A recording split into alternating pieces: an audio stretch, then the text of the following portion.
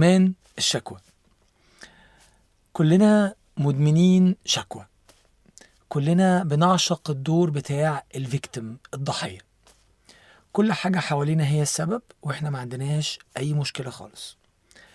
المواصلات زحمة، الدنيا بقت غالية، المرتب قليل، الحكومة وحشة، المدير بيغلس عليا، الشركة ما بقتش عايزة تدفع فلوس، المدير ده مستقصدني، العيال عاملة مشاكل كتيرة جدا، مراتي كل المشاكل فيها، أو أنا جوزي كل المشاكل فيه، لولا ما كنتش ده بقى حالي. وطول النهار الناس بتعشق إنها تبقى تكتر الكلام عن المشاكل وتكتر الشكوى.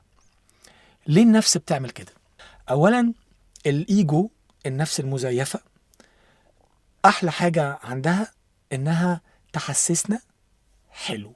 هي معتبرة إنها بتحمينا، ومعتبرة إن هي لما بتعمل كده بتطبطب علينا وبتحسسنا إن إحنا أنت جميل، أنت ما عندكش أي مشكلة خالص، كل حاجة في الناس، إنما أنت زي الفل، ما عندكش أي حاجة محتاج تعملها، نام وارتاح يأتيك النجاح. الشكوى عند بعض الناس كمان بتخليها تجذب شوية تعاطف من الناس اللي حواليها، فيقعد أختها تطبطب عليها، أخوي تطبطب عليه، بابا ماما، واحد صاحبه، واحدة صاحبتها، أيا كان.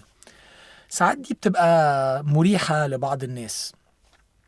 الحاجة التانية، طيب هي الشكوى دي هتوديني فين؟ بتخليني أتقدم، ولا الشكوى دي لا تساعدني على شيء؟ بتخليني نايم مبطوط وفي الكومفورت زون بتاعي، ومتهيألي ونفسي بتزين لي ده إن أنا مش محتاج أعمل ولا حاجة. على فكرة المشكلة كلها خارجية. اللحظة دي إحنا محتاجين إن إحنا نوعى إنه الموضوع أنا كده موافق مع سبق الإصرار والترصد إن أنا أصبحت مفعول به. هل ده شيء يرضيك؟ ولا تحب إنك تكون فاعل في حياتك؟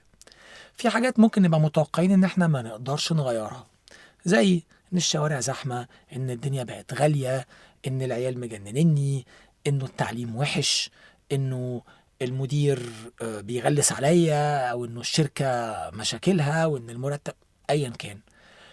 تفتكروا إن إحنا شكوتنا بيها هتغيرها؟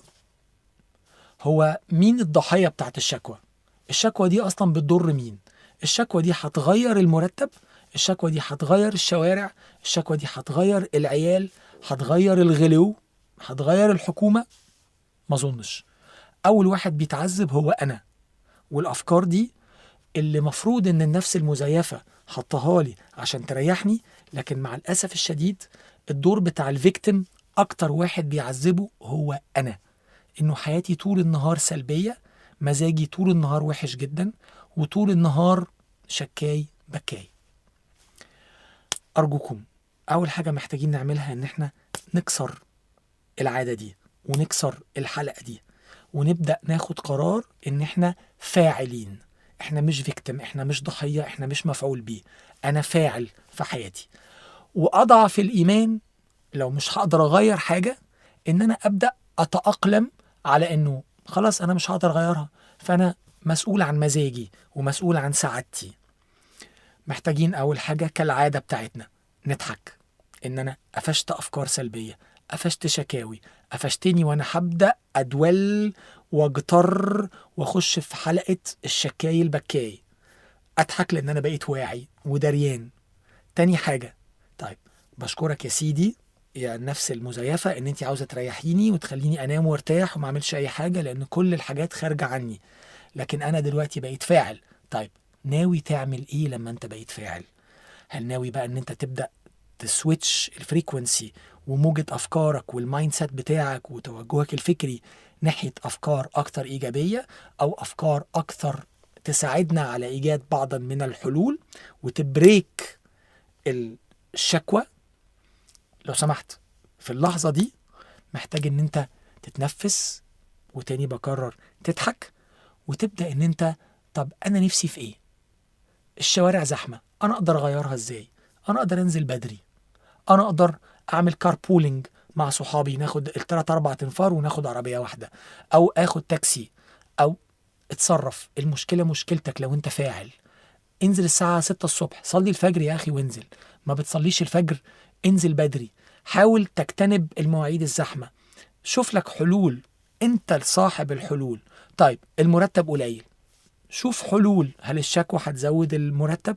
تعال نفكر في حلول. تغيير المود هو الحل، بأنه يبدأ يطلع لك حلول، بدل ما انت تبدأ طول النهار بتشتكي على الفاضية وعلى المليانة. ما بتغيرش حاجة غير ان انت بتخلي مودك سلبي، وبتخلي طاقتك سلبية، وبتخليك في مزاج طول النهار وحش. تعالوا نفكر